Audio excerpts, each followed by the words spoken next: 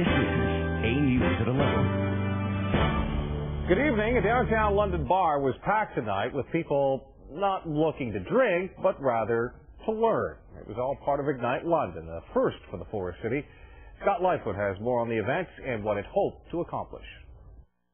But one of my favorite things about gaming is that you can feel like a brilliant mastermind one minute and a complete bonehead the next.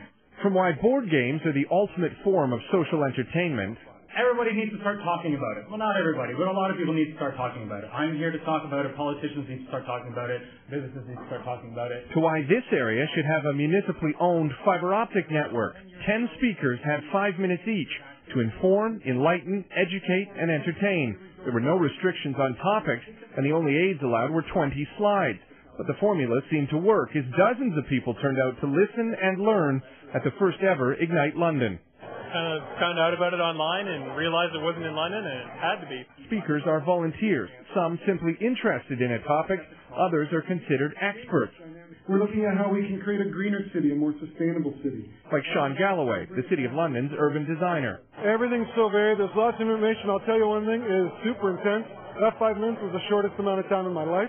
I was breathing pretty heavy at the end of it, but it was good. You know, there's so much. I didn't know anything about open data. I don't know anything about a lot of the technology stuff that they talked about. So it's actually a great forum to learn new things you know nothing about. For those in the audience, a chance to learn about things they may not otherwise be exposed to. I think it's really cool that it's happening in London. Something interesting to do, get your mind working and, you know, motivated to do something. Organizers say they were overwhelmed by the number of people who wanted to take part in this inaugural event, but the hope here is that people will do more than just talk. They'll actually take action. People like to complain, and they like to put the blame elsewhere.